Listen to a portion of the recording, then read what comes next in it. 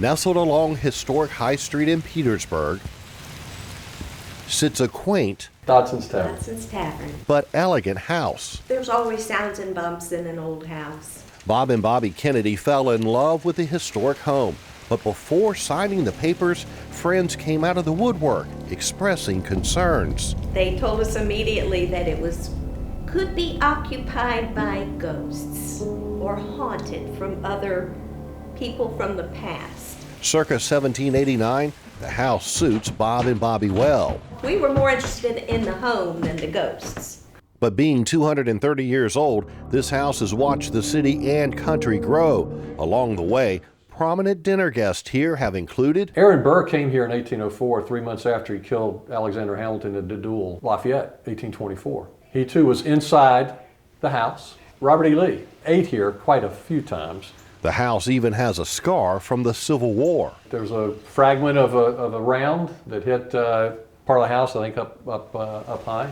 So with a lengthy past tied to history, it also has a lengthy portfolio from previous owners, touching on the metaphysical or not of this world. There's a lot of stuff in writing through papers and others that some things have happened here that are a little dicey, a little scary. While the Kennedys' thoughts of ghosts and a haunted home are not a true concern, Well, it's interesting to hear. You know, it makes you maybe stop and listen again if you hear a sound. there have been a few incidents involving Sassy the cat. She'll go in alert, you know, her ears go up, and she stares every time at the entrance to that doorway there. And I don't hear anything, see anything, but she does this very often. Then there's a test Bobbi started right after they moved in. I had heard stories about pennies that were flying off the mantels and landing by folks. So she left a penny here. If there was any ghostly people living in this home, that they, might take advantage of it and flip that coin off the railing. Nothing happened until recently. Just happened to glance over at the penny on the railing, and there was a 1959 Roosevelt dime sitting there. And then there's an early 1970s incident, and it involves the police investigating a silent alarm in this supposedly empty house.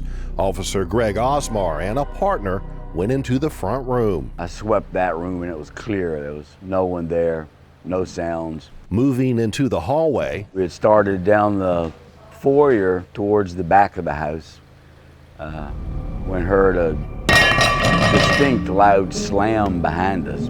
to the officer's surprise when they turned around, Computer trivet or some kind of disc that had been on a table or hearth in the front room when I swept it for people, and was there when I left the room, and I guess it wanted to follow us. Osmar doesn't know how it happened. What he does know, Their aim was decent enough, they missed us. for the Kennedys, October 31st is just the last day of the month. Until I really see something, and then I'll believe it. They're happy just to live within the walls of history. Things have been going well.